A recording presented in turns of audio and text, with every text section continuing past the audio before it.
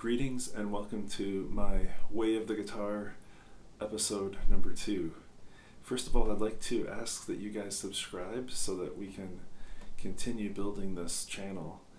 With your help, we can build an audience and I can keep these videos coming more frequently. Today, what I want to talk about is a little bit more of a intermediate or even advanced concept, and it's a way of practicing scales. You know, we often hear the advice to practice scales, and especially if you're an improviser, there's always a question as to exactly how to go about that. And today I'm going to show you one of the ways that I personally go about learning scales all over the fretboard and really making music with them. So the first thing we need to do as a preparation to go in this direction is really learn the Dorian mode in the different caged positions. And I'm going to do this really quickly so that you guys have a sense of the foundations of everything else I'm going to play. Now, if you're not familiar with cage system, you might pause this video and come back to it.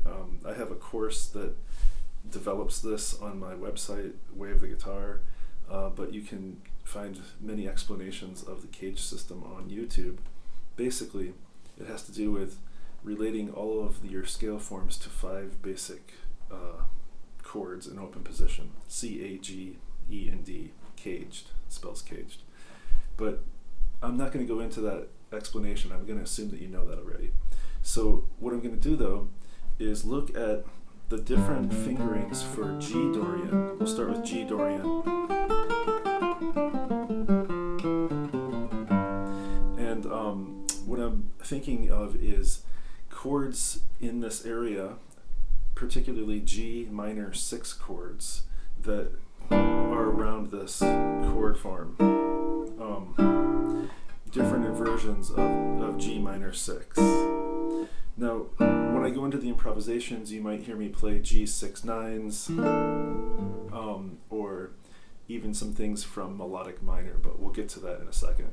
So the first step is to know the 5 forms of Dorian and be able to sort of self-accompany with some G minor 6 sounds. Now the next form would start here. And I like this chord, this G minor 6. And then you would start, you would start here.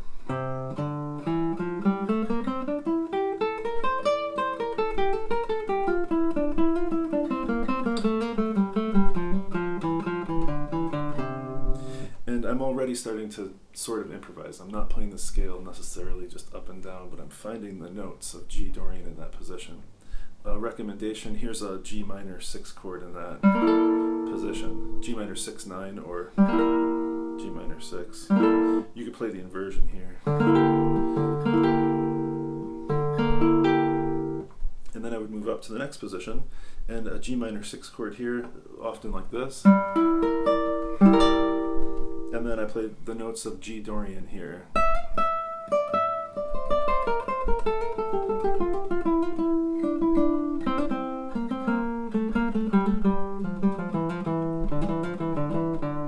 And I'm trying to play motives, so I might come up with what some people call melodic cells or little sequential patterns that I can play through the scale, and my ear guides my fingers to find them and sequence them through the patterns.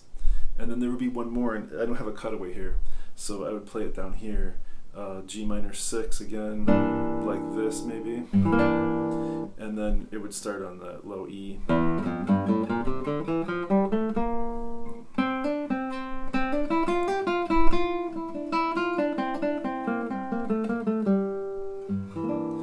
So this is all the preparation. We've got minor 6 chords, and then we've got Dorian scales that go with those, and these are all, again, within the caged form.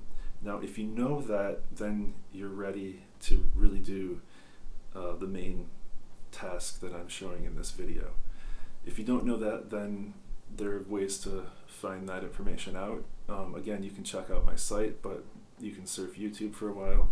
You want to learn G Dorian in the 5 caged forms, and then minor 6 voicings one or two or more in each position.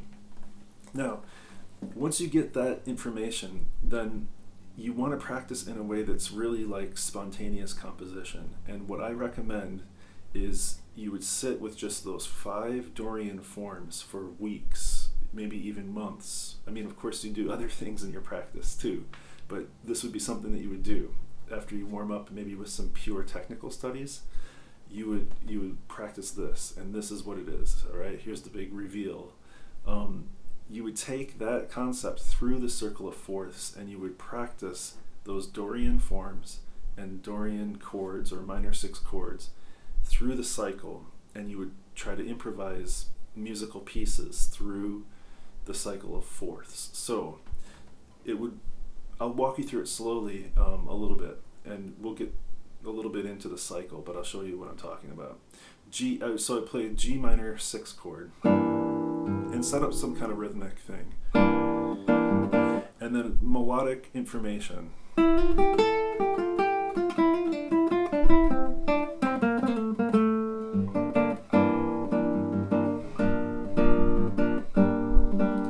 Then up a fourth, but stay in the same position. So now I have a C minor 6 chord, and I'm going to play C Dorian.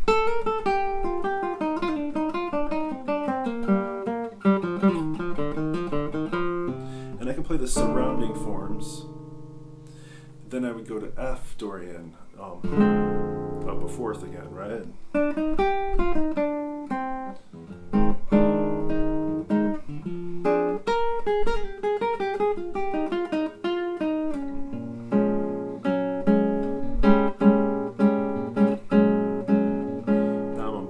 Dorian.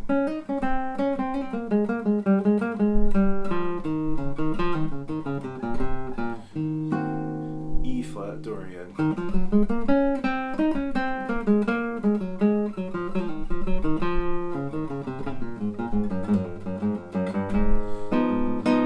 A flat Dorian, etc. And what I'll do is maybe I'll practice this an hour or even 2, and I just make music through the cycle, and I play all over the neck. I just kind of go, I try to play the whole instrument. But see, the benefit of this approach, and this approach is sometimes referred to as constant structure. I've heard Gary Burton call this constant structure in improvisation or composition. The structure being, in this case, Dorian and minor 6 sounds. The benefit is that you are practicing a minimal amount of material, but you are practicing the entire, all possible contextualizations of that limited material. So you're sort of saturating the brain with this Dorian, all these Dorian shapes, but you're constantly shifting the context, the key, and the position on the instrument. And what this will do is it will just really stick. You will find that, okay, after doing this for a while, I really understand Dorian, and I have a lot of language that I can play over minor chords, which in the jazz tradition anyway, make up a lot of chord progressions. You know, you've got minor chords, you've got dominant chords, and you've got major chords, basically. And then you've got different ways to address those 3 categories of sound. At least that's the way I think about it. I know some musicians like Joe Pass thought about it that way as well. But I'll play an improvisation, and a thing I should say is you can start anywhere in the cycle. I picked G because I picked G. There was no, I mean, I could start in A minor, let's say, and I could play through the cycle. Another thing I would say is as you become more advanced and more comfortable with this, what you can do is you can speed up the harmonic rhythm, meaning that you can play, I was playing maybe 4 measures or 2 measures on each mode before I switched up a fourth. But as you become more advanced, you can start to manipulate that in real time. So what I mean is that you might play only 2 beats per scale before you go up a fourth. Or you might do 1 measure per or you might feel that the music wants to sometimes you want to sit longer on one scale, maybe 8 bars even, and then you might go in and hit 8 bars where you're playing just 2 beats per scale. So that becomes a flexible element, and that's what makes it sound less like an exercise and more like a composition. So bear with me a second, I'm going to tune really quickly.